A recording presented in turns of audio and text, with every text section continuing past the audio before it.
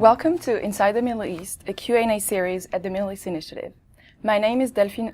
I'm a second-year Master in Public Policy student at the Harvard Kennedy School and editor for the Harvard Journal of Middle Eastern Politics and Policy. Today, we're joined by Professor Soli Ozel, Professor of International Relations and Political Science at Istanbul Kadir University, and columnist for the Harvard Turk newspaper.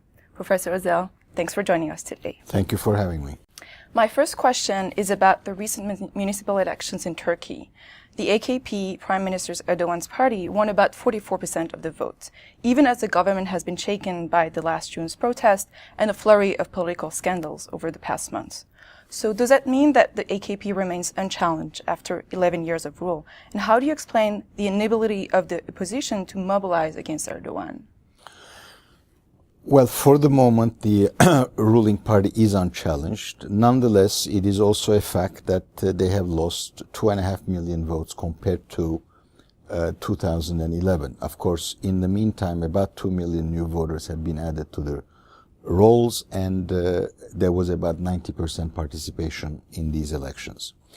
And as you've suggested, despite the Gezi protests against which the government acted with special brutality, and despite the explosion of corruption allegations and probes, of course, the judiciary probes, and the dismantling of an entire network of judiciary personnel, the AKP still came on top. And that, of course, speaks, in my judgment, as much to the absence of a coherent and viable opposition as it does to the ability of the ruling party to still keep the alliance that brought it to power together, or at least the main elements of the alliance that brought it to power. Because at the end of the day, even if the conservative base had certain doubts about all these allegations, that if there was any suspicion, if there was any unease about all of those, there really was no other address for them to go to. And therefore, like many other Turks who have voted for the main opposition party, they basically held their nose and voted. Thank you. So the elections results show that Erdogan and the AKP can still count on a core constituency of Turks. So many of them, correct me if I'm wrong, come from the working and lower middle class and have benefited from the economic boom brought forth by the AKP since 2002. Yet many others, maybe from urban areas and among the youth, have expressed deep discontent with Erdogan. Is the Turkish society today becoming more and more polarized between a pro-Erdogan and anti-Erdogan camp? Well, the Turkish society is indeed, in my judgment, becoming much more polarized, and it's not being polarized only along one axis, I think on several axes. And in fact, the Prime Minister thrives on it. I think he actually exacerbates those tensions in order to actually make sure that his base is not going to be dissipating.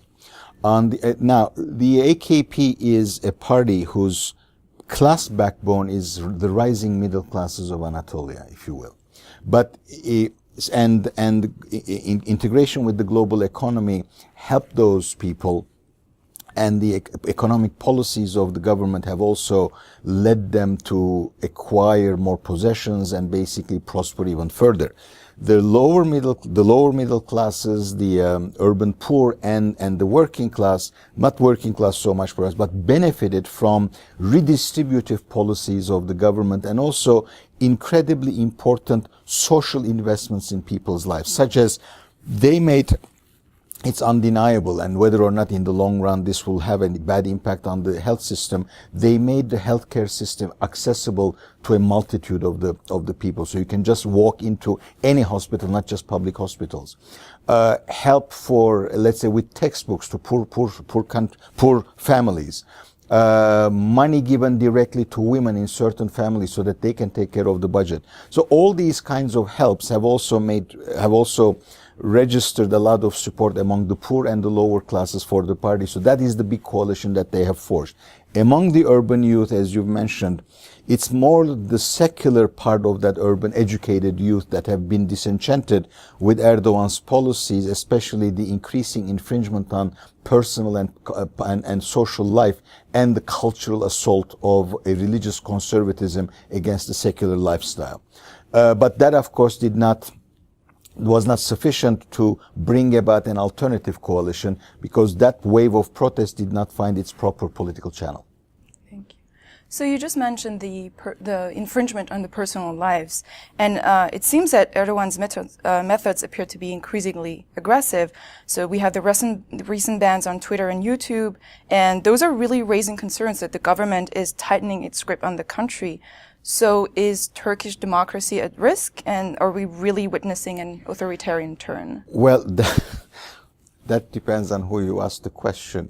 Since you're asking me the question, yes, I do think that the Turkish democracy has seen better days. Not that it was before these guys any much better, but there were certain limits that one would not cross even with the so-called military tutelage system. Direct military rule is a different story. And obviously the first 5-6 years of AKP rule, until after the 2007 elections or 2008 probe to close them down, the space for liberties in Turkey had really widened, and that was, of course, what kept the AKP in power. Its coalition then included secular urban Turks as well, who were just sick and tired of a tutelary democracy, liked the management of the economy, and enjoyed the fact that Turkey was moving in the direction of the European Union, which is our shorthand way of saying we are becoming more and more liberal and more democratic. Things have begun to change, I would say, certainly since 2010, but I would say a bit earlier, and therefore with the Twitter ban, YouTube ban, the language that is used to actually formulate as to why they banned it and to legitimize why they banned it, all of those indicate that the understanding of democracy that our rulers currently have is very different from what would be a proper understanding of democracy in a self-respecting democratic country. Thank you. Still going on about the elections, so Turkey will hold its first ever direct presidential elections in August, and it is widely assumed that Prime Minister Erdogan will run for the presidency and further assert his grip on power. So what will be the role of current President Gül following the elections, and will Erdogan be still pulling the strings? Yeah, well, under normal circumstances, going to the presidency would mean a lessening of the power you hold rather than an increase in the power you hold, which is why a lot of people, myself included, think that if Erdogan goes to the presidency, he will not be satisfied with the very limited powers that the presidency has, although the current presidency has a lot of powers because it was engineered by the military when they wrote the 1982 Constitution, which is still the law of the land. But I think there are a lot of landmines on the path to the presidency. It appears now that the Prime Minister is intent on getting there. He may or may not. And if that is the case, the fate or the future of Mr. Gül is yet uncertain because he cannot immediately become Prime Minister since he's not a member of Parliament. So what kind of formula they will find will determine what kind of future we should expect for Mr. Gül.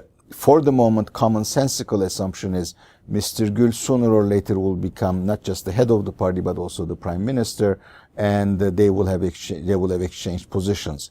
But as I said, I really don't expect Mr. Erdogan to remain a passive president, since especially because he will be popularly elected. Therefore, will we have actually a constitutional crisis of governance in the country, because both the Prime Minister and the President will have been elected with popular vote, and that may give ideas to the President-elect. Thank you. So finally, a foreign policy question. Recently, the Turkish army has shut down a Syrian fighter jet that it said has strayed across the border, despite repeated warnings. The Syrian government has stated that the jet was still in Syrian airspace and was chasing terrorist gangs. So in light of this incident, and despite the domestic opposition to war in Turkey, is there a risk of escalation between Turkey and Syria? Are we reaching a tipping point? Well, you wouldn't be surprised if the Syrian and the Turkish governments did not give the same account of the incident, obviously. I really don't think it will escalate any further. There are people in Turkey who fear that might happen, and there may be a temptation somewhere. But to take on the Syrian military in a land war, I really don't think is what the government would be intent on doing. I also doubt that the military would be interested in doing such a thing. Okay. Thank you very Sure. much for joining us. Thank you very much.